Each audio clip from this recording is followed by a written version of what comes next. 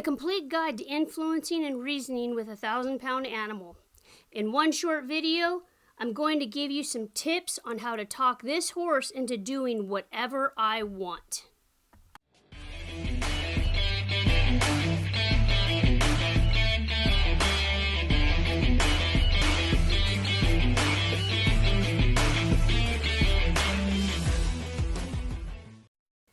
Welcome back to Becky, Amio Horse Training, and this is the end of Ride 6 on Shooter. Now, as promised, I told you guys that I would share with you how I got him over the bridge under saddle. Now, last fall, if you recall, Seth was here and he was halter breaking yearlings for me, and Shooter was already halter broke then, but Shooter had never been over the bridge, and so Seth had hand walked him over the bridge. So the secret to getting horses to do just about anything is, for one, to do it at the end of the ride. Whatever it is you're trying to talk them into, is do it at the end of the ride. And he's already seeing it as we walk towards it, and he's like, negative, not even going towards it. And I hope you got a chance to watch ride number 6, because it's a pretty warm day and Shooter is pretty played out at this point. He's tired, he doesn't have as much fight left in him, and so I know I have a little bit of upper hand here as I walk him towards it. Now, I want to make sure that once I get him in the vicinity of this bridge, that I'm going to take him the direction of his friends, okay? That's part number 2 to this scenario. See, right here, he's wanting to go the direction of his friends. His friends and the home base is more to the right here. That's why that shoulder is headed to the right. He's wanting to go back to his corral. He wants to go back to the tie rail.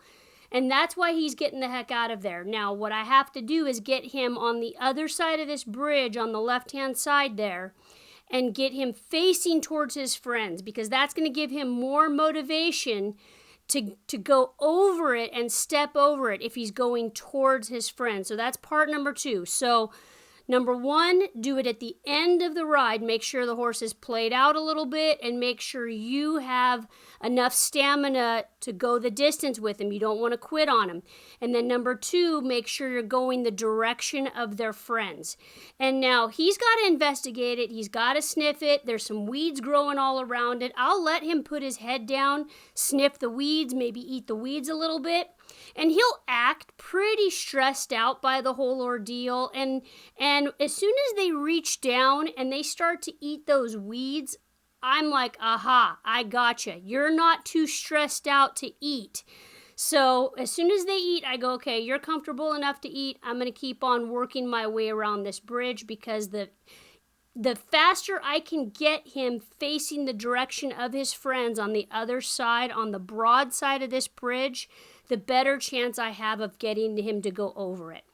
So step number 3, or part number 3 to making this happen, is I have to recognize it when he tries. When he walks away from it like this, I'm going to spank him a little bit with the stick, but as soon as he goes forward, as soon as he puts his head down to smell that bridge, I'm going to release pressure, okay? We have to be better at releasing pressure on our horses. So I rest for a second. I breathe. I let him rest. He might cock his foot there for a second. He paws a little bit. He's thinking about going over it. Sniffs it some more. We have to recognize this try, any little teeny bit. And it's perfectly acceptable to step off of him right here when he's just standing there and he's gotten up to it. If you guys are having that much of a problem getting your horse to do something, it's perfectly okay to get him up to that point, to right before they're going to do it, and then dismount them right there. Quit them before they quit you. Quit them before you get into a huge fight with them. You always want to try to stop before you get to that fight and release the pressure then. I can't tell you how many countless fights I've gotten into with horses, and I knew better, and I knew I should have stopped sooner. And so I was feeling like he would do it. I knew this horse had gone over this bridge before when Seth had handled him as a yearling. So it wasn't a matter of him truly being scared. It was more kind of he was being unreasonable. He didn't feel balanced. He wasn't comfortable with a rider on his back. And here again, I release pressure again. He smells it. He chews on some of the weeds that are growing out of it. And now I start to put a little bit more pressure on, okay? Now, as we keep going around, again, I still continue to try to point him the direction of his friends, direction of home. And the last step, the last part to the success of this technique is releasing and completely removing pressure by stepping off of them immediately the very moment they give you that first step on the bridge. We're not asking him to walk completely over it. We're not asking him to even stop on it. If we get one foot up there, we're going to jump off immediately, and that's exactly what I do. I pedal my feet in my stirrups and step off and pull his equipment off of him. He's got a foot cocked. He's happy. It was a great end to this ride. I sure hope this helps you guys out a lot. I appreciate you watching, and I hope you have a great rest of your day. Please share this video with your friends and leave your comments and questions in the comment section below.